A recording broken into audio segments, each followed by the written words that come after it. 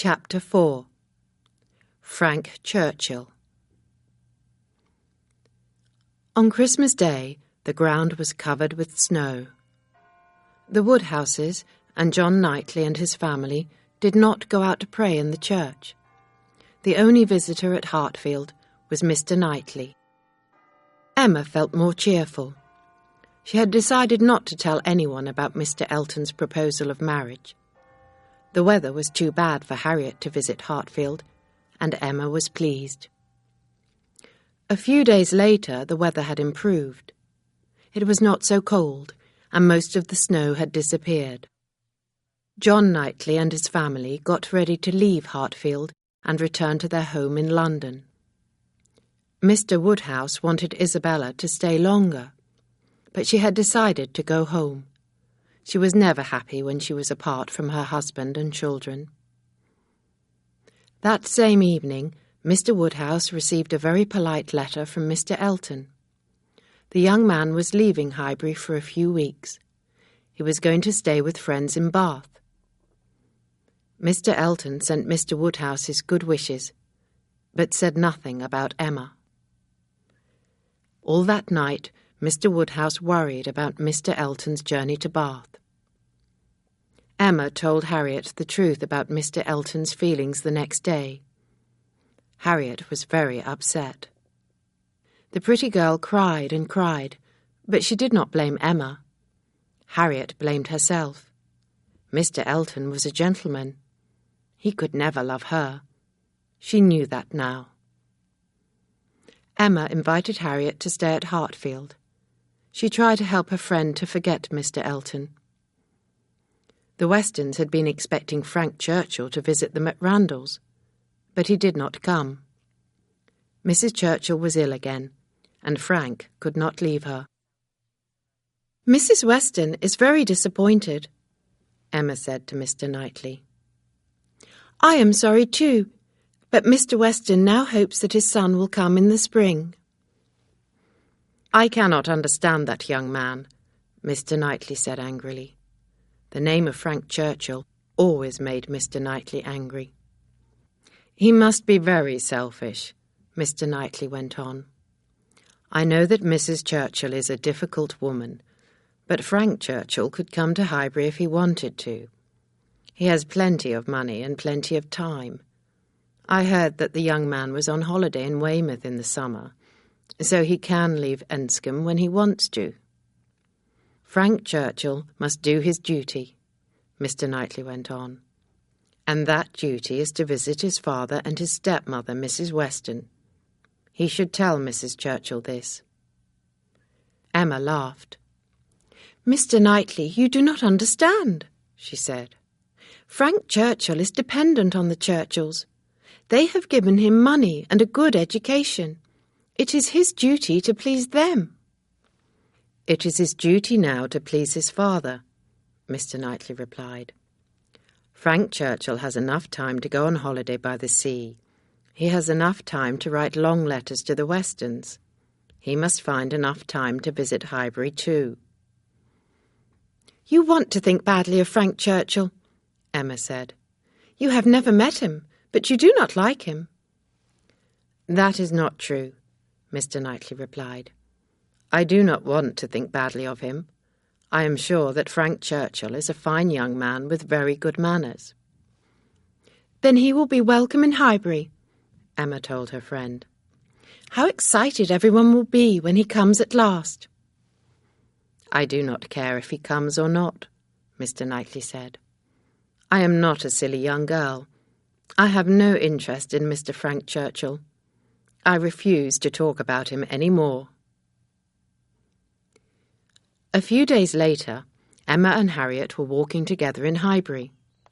Harriet still wanted to talk about Mr. Elton, and everything in Highbury reminded her of him. Soon they were passing the house where Mrs. Bates and her daughter, Miss Hetty Bates, lived. The two ladies lived in a very small house in the centre of the village. The Bateses had very little money, so they had very few pleasures. They could not buy good wine, fine food, or expensive clothes. They were delighted when visitors called on them, and they were both very fond of Emma. Emma knew that it was her duty to visit the Bateses more often, but she thought that the ladies were very dull. Old Mrs. Bates was very deaf. Miss Bates was always talking about her niece, Jane Fairfax, and reading Jane's latest letter to her visitors. On that morning, Emma was tired of hearing Harriet talk about Mr. Elton, so she said to her young friend, "Perhaps we should call on Mrs. and Miss Bates. Their lives are very dull. It is our duty to make them happier." Miss Bates began talking as soon as her visitors came into the sitting-room. "My dear Miss Woodhouse, my dear Miss Smith, what a pleasure it is to see you in our little house," she cried. "How is dear Mr. Woodhouse? Our dear friend Mrs. Cole has just left. She was talking about Mr. Elton. It is a pity that he has gone to Bath. How we shall all miss him. He has such good manners and such a pleasant smile. Mrs. Cole was kind enough to eat some of my cake," Miss Bates went on. "Do sit down, Miss Woodhouse. Perhaps you and Miss Smith will have some cake too." Emma smiled politely and accepted a piece of cake. Miss Bates soon began talking about her niece, Jane Fairfax. "Yes, our dear Jane is in Bath too. Everyone there admires her. She dances so beautifully, of course, and she is so clever." "Have you had a letter from Miss Fairfax recently?" Emma asked politely. "I hope that she is well."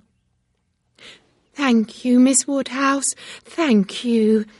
Yes, we had a letter from Jane this morning. It is so kind of you to ask about her. Now, where is it? Yes, here it is. It is just a short letter this time. Only 2 pages. "Miss Fairfax has beautiful handwriting," Emma said. "Oh, thank you," replied Miss Bates quickly. "Mother, did you hear that? Miss Woodhouse has given us her opinion about Jane's handwriting. She says that Jane has beautiful handwriting." "Beautiful handwriting," she said again more loudly. "My mother is rather deaf," Miss Bates said with a smile. "I sometimes have to say things more than once. But Mother can always hear what Jane says. Dear Jane speaks so very clearly. It will be delightful to see her again." "Is Miss Fairfax coming here soon?" Emma asked. She was surprised. "She has not been in Highbury for more than 2 years, I think." "You are right, Miss Woodhouse," Miss Bates said happily. "You have remembered the time exactly. Yes, Jane will be here next week." "Next week?" Emma repeated in surprise. "Yes, next week," Miss Bates said with a smile.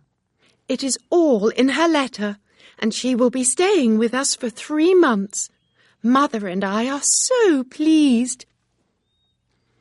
"How can Miss Fairfax be away from the Campbells for so long?" Emma asked. "Oh, the Campbells, dear Jane's guardians, are going to Ireland," Miss Bates replied. "Their own daughter, such a plain girl, has married a Mr. Dixon. Mr. and Mrs. Dixon have a house in Ireland. The Dixons are very fond of Jane. They all visited Weymouth together. Mr. Dixon saved Jane before she fell into the sea." Emma was interested, and her clever mind was busy at once. "Why is Jane not going to Ireland?" she thought.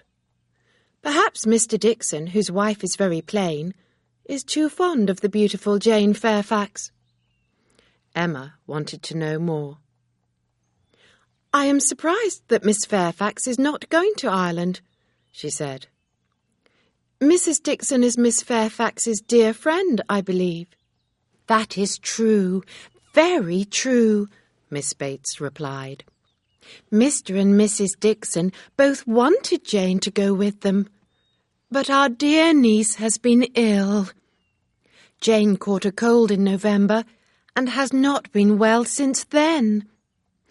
If she comes to Highbury, Mother and I can look after her.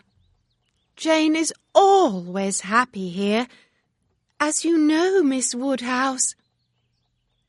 But you must read dear Jane's letter for yourself, said Miss Bates, picking up some pages from a chair. She explains everything so clearly. Emma stood up quickly. I'm afraid that we must go now, she said. My father is waiting for us. Thank you so much for telling us about Miss Fairfax.